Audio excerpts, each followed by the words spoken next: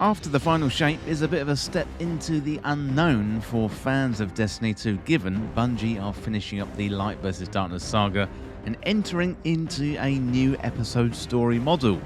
We've been conditioned to the seasonal model for the last few years, so many Destiny 2 fans are slightly apprehensive as we move forward into the new era. Well, today I want to go into the story details that we know about so far, about the episodes coming up after the Final Shape story in Destiny 2. Destiny 2 isn't ending after the Final Shape, however, Bungie are going to be changing how they tell their stories. Instead of 4 seasons, which continue throughout the year, we're going to get 3 episodes which are more like standalone and self-contained stories. While we don't know all the details, we do know a few things which we can discuss today, and these include the story beats we can expect after we dispose of the Witness in Destiny 2's The Final Shape. First of all, we've got episode Echoes, and this one is going to be about the Vex. The clearest clue to what to expect in Echoes was recently added into the game at the end of Season of the Wish when we discovered the Ishtar Collective logo among the Vex structures in the star-crossed exotic mission. Now, it's likely we're going to be meeting copies of the Ishtar Collective who found their way into the Black Garden, and that could include a warlock called Praedith. Veil Containment spent much of the time in Season of the Deep explaining the history of Maya Sundaresh and Kioma Essie, 2 former Ishtar Collective members who founded Neo Muna. Well, Maya went mad, downloaded her memory into Lakshmi 2, who would go on to found future war cult back on Earth. Given Echoes is Vex focused, it feels like a good time for Maya Sundaresh to return as the big bad of the Vex. Plus we've also got Asher Mir as well, our former IO vendor and mad scientist of Destiny 2. He's been stuck in the Vex network since the arrival of the Pyramid Fleet, so I would expect Asher to play some kind of role. Well, next up we got episode Revenant, and this one is going to be about the Scorn. So we've had plenty of clues for this one, including finding out more about Fikrul and his power over a faction of the Scorn. So Warlord's Ruin gave us much more detail about Fikrul, so if you want a preview, go into that dungeon and check it out. So the main detail to pick up from with the Scorn are related to the House of Kings, and there's a direct line there to Uldren Sov and what he was doing in Forsaken. Given that, it's highly likely that Crow and Fikrul are going to be the focal points of the story in Revenant, with Crow going further back into his past as Uldren Sov. Well, finally, we've got episode Heresy. This one is going to be about the Hive. So this one is the episode I'm most looking forward to. The Hive often present the best stories, as we've seen from the Taken King, the Witch Queen, and also Season of the Witch.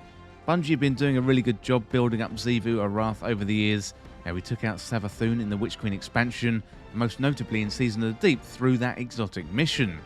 We learnt more about Hive magic in Season of the Witch, with Eris Morn using her temporary Hive god powers to sever Xivu Arath's connection to her throne world, meaning Xivu is now in her most vulnerable position she's been in eons. Well, just because Xivu Arath is not connected to her throne world, that doesn't mean she's going to be a pushover. This is the god of war we're talking about here, so even without her throne world, she is going to be a tough opponent. Xivu is the final Hive god for us to take down in the trio of Oryx, Savathun and Xivu Arath, and it's highly likely that Savathun has some role to play in the Final Shape and this Heresy episode, but to what extent we really don't know just yet. But she's not likely to be happy about being resurrected and then immediately killed again by Eris Morn. Hopefully we're going to get more into the story of the Hive, why the Traveller chose them, plus I would love to see a battle against Xivu Arath. Well, episodes are just one part of the puzzle with the upcoming year of content in Destiny 2. We've also got the Final Shape coming too. This is going to be the end of the Light vs Darkness saga, but it doesn't mean it's going to be the end of Destiny 2. It's just the start of a new storytelling model. In the Final Shape campaign, it is likely we're going to be heading inside the portal near the Traveller into the Pale Heart. This is going to be our new destination, plus we're going to meet Cayde 6 once again. Now, I don't think this is going to be the Cayde 6 as we remember him. It's going to be a vision of, or a version of, that can only exist inside the Traveller. And that meeting between Crow and Cayde sure will be interesting, and I only hope we get to see it when they first set eyes on each other. A lot has changed in the last 6 years. Once inside the Traveller, it looks like we're going to be taking a trip down memory lane through familiar locations from our 10-year journey like the original tower. Then we're going to face off against the Witness and either take him out in the raid, or we're going to injure him in the raid and then take him out in a 12-man activity post the Final Shape raid. Episode Echoes launches alongside the Final Shape, so expect to dive into that content either after the story of the Witness, or perhaps it's going to be woven into the campaign as a nice handover. Well, Bungie did recently share some of their thinking related to seasons and why they're switching things up with episodes. So senior narrative designer Nico Stevens spoke to GameSpot recently and he said, so when you create a framework for how content should be made, it makes it easier to produce that content quickly because everyone is on the same page, but it can also be predictable because everyone's on the same page. So injecting more variability into those frameworks is something we've been talking about and learning about for some time. Those frameworks that we're talking about are like survival skills for us as developers who are on tight timelines.